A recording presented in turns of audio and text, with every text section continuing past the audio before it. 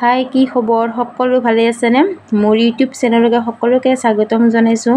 আজি মই এটা ফেস পেকৰ ওপৰত আপোনালোকক দেখাব বিচাৰিছো যিহেতু মোৰ স্কিনটো খুব ড্ৰাই হয় ড্ৰাই স্কিনৰ কাৰণে দেখাব বিচাৰিছো আপোনালোকক মই লৈছো 1 চামুচ বেসন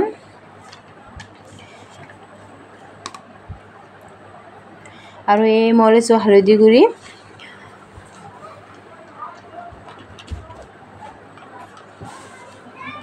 আৰু লৈছো মই পতঞ্জলি এলোভেৰা জেল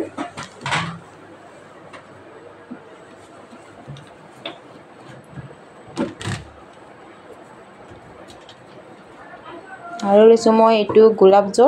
জলটো মই 1 চামুচ লম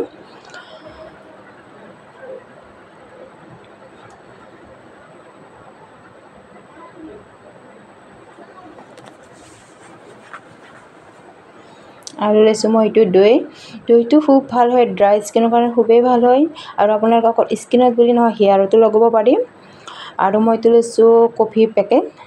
যিহেতু মোৰ স্কিনটো অলপমান দাগ আছে দাগৰ কাৰণে কফি পেকেটটো খুব ভাল হয় আপোনালোকে ইউজ কৰিবচোন কফি পেকেটটো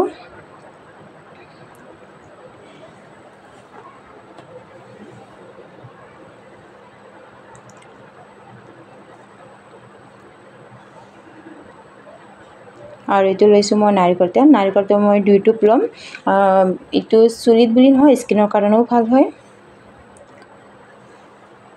আৰু এটো লৈছো মই চন্দন পাউডাৰ এই ফেস পেকটো মই ৰেগুলাৰ ইউজ কৰো আপোনালোকেও ইউজ কৰিব আৰু মই যেহেতু মানে বেছিকে বনাই কিনে ফ্ৰিজত ৰাখি থৈ দিও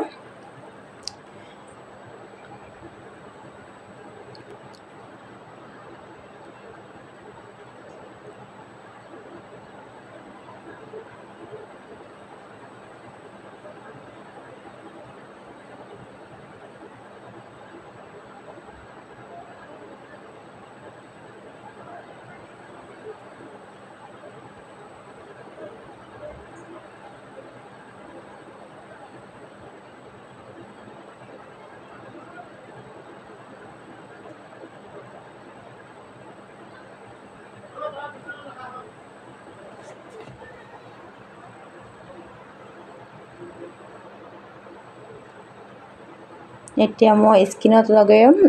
মই 10 মিনিট লগাই থৈ দিও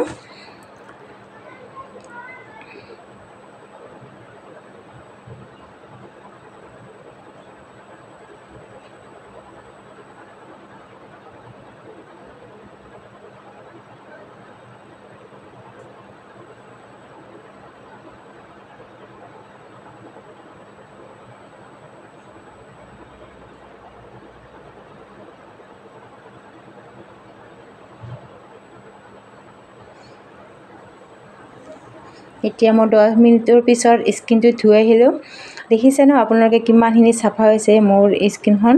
বহুতখিনি সাফা হয় আৰু মোৰ অলপ দাগ আছিল দাগটো মোৰ নাইকিয়া হৈ আছে কাৰণ মই যেহেতু এই ফেস পেকটো ৰেগুলাৰ ইউজ কৰো আপোনালোকে ইউজ কৰিবচোন যেহেতু এই ফেস পেকটো সকলো ঘৰতে থাকে আপোনালোকেও এই ফেস পেকটো ইউজ কৰিব ভাল পাব